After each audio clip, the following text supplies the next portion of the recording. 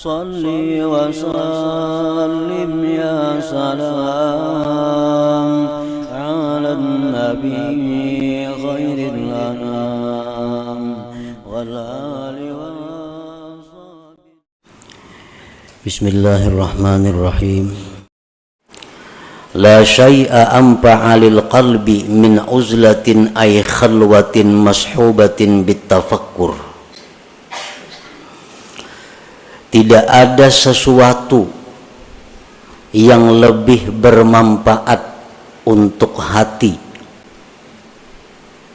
daripada uzlah, artinya khalwat, menyendiri, menjauh daripada manusia, yang disertai dengan tafakkur. Nah, para muhibbin rahimakumullah, di dalam diri kita ini ada yang disebut dengan qalbun, hati. Yang dimaksud dengan hati itu bukan segumpal daging yang ada di dada sebelah kiri kita, tetapi yang dimaksud dengan hati itu adalah sesuatu yang dinisbahkan kepada Allah Subhanahu wa ta'ala, yang berada di dalam diri kita,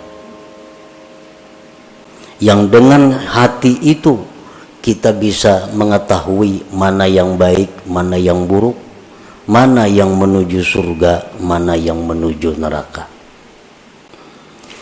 Nah, hati kita itu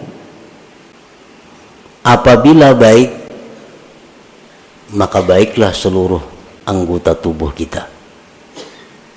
Tetapi bila hati kita ini rusak, maka rusaklah seluruh anggota tubuh kita.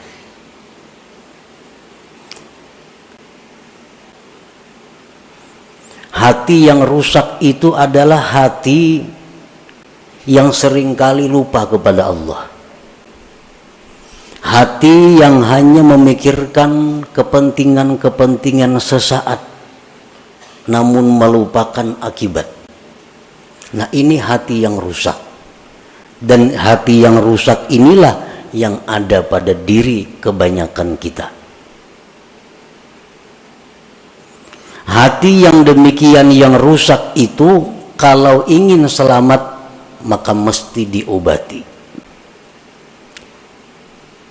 agar bisa hati kita ini selalu ingat kepada Allah,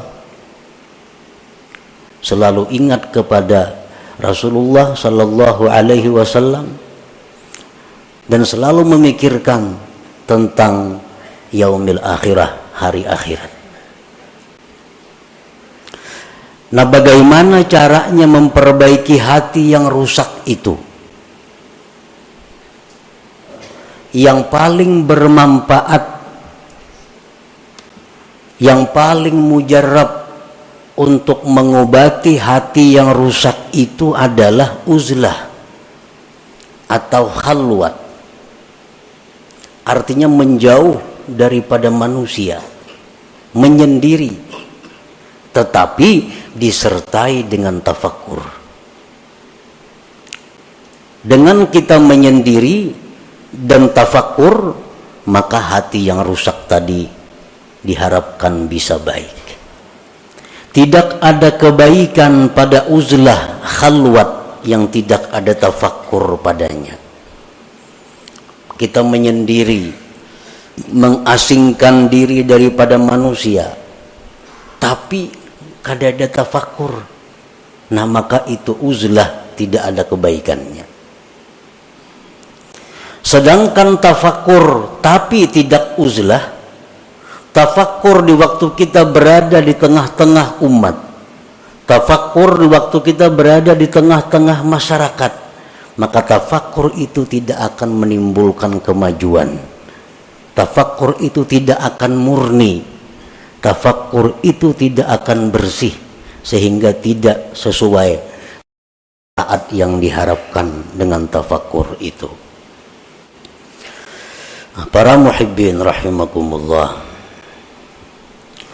qala Rasulullah sallallahu alaihi wasallam, tafakkuru sa'atin khairun min ibadati sab'ina sanah.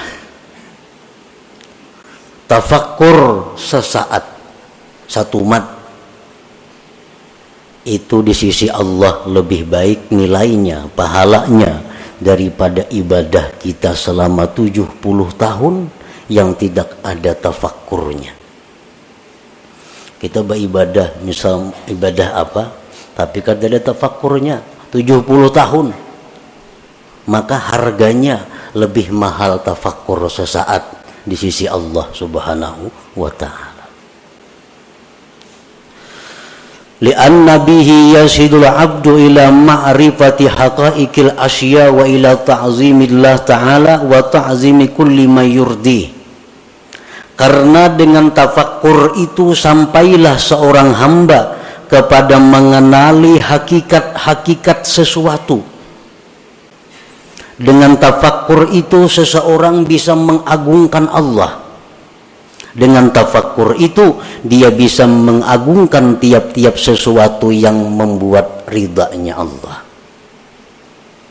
Nah, para muhibbin rahimakumullah, apa yang pertama tafakkur itu? Apa yang pertama mesti kita pikirkan?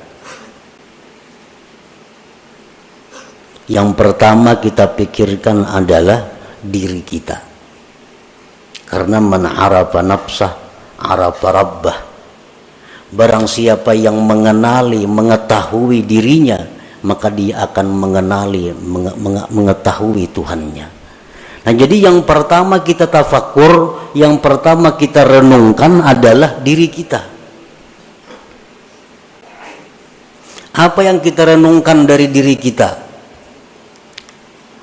Nah, yang pertama yang kita renungkan dari diri kita adalah limadza khuliqtu. Limadza khuliqtu.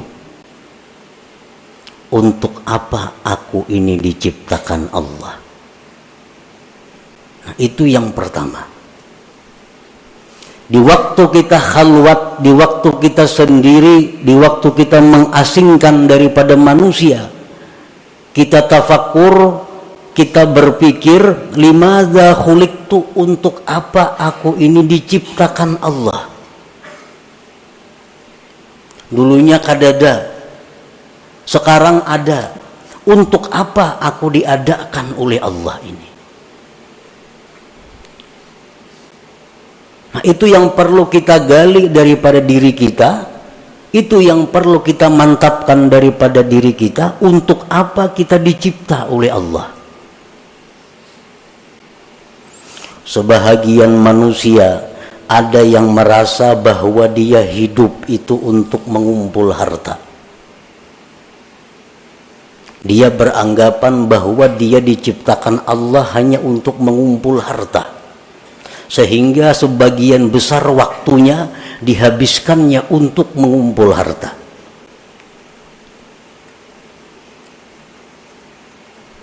Walaupun itu dia mengakui atau dia mengingkari, tapi kenyataan fakta membuktikan bahwa sebagian besar waktu dia habiskan untuk mengumpul kekayaan.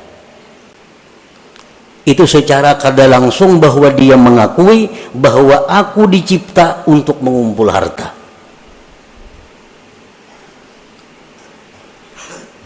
Jam 8 sampai jam 5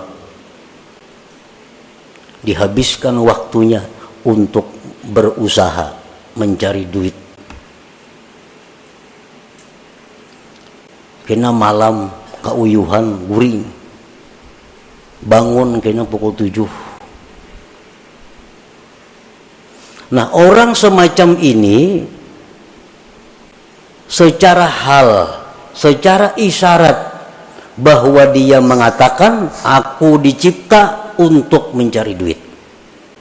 Walaupun di mulutnya kada keluar kata-kata itu, tapi tingkah lakunya menunjukkan demikian.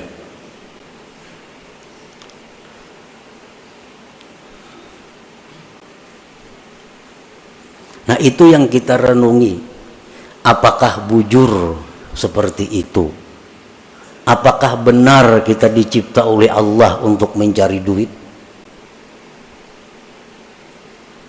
Nah, itu yang perlu tafakkur. Yang pertama, kita renungi hidup kita.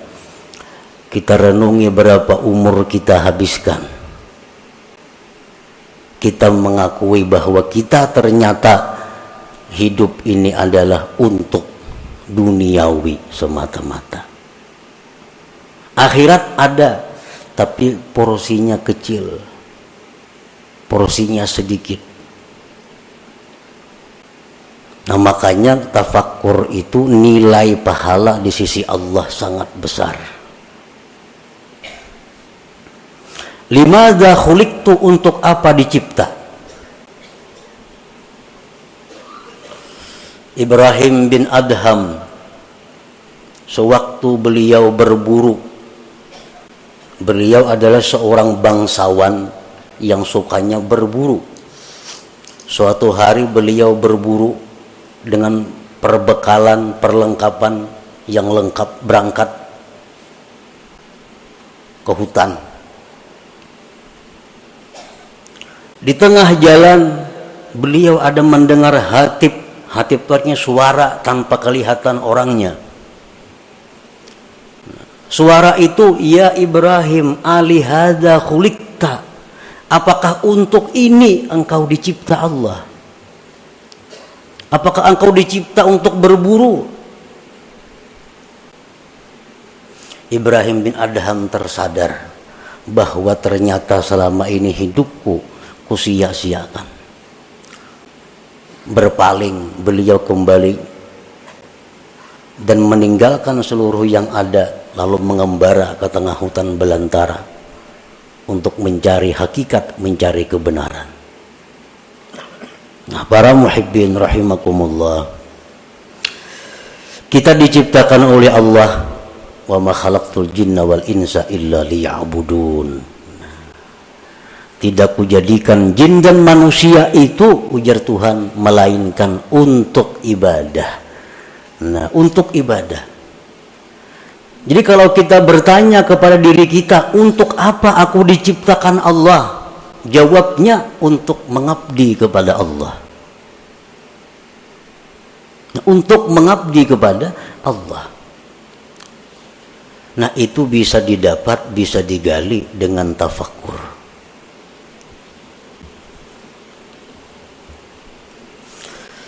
Nah, berhubung ibadah ini ada yang memerlukan sarana-sarana, ibadah ini ada memerlukan dana-dana, lalu dicarilah usaha, dicarilah duit, dicarilah makanan, dicarilah pakaian, dicarilah tempat tinggal. Supaya apa semuanya itu? Supaya bisa nyaman dan terus-menerus beribadah kepada Allah.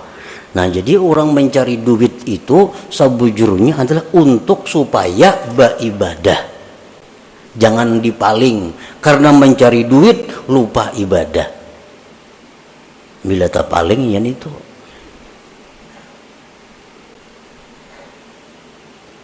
Nah, jadi yang pertama tafakkur itu dulu. Kita mengenali diri kita, tugas kita apa?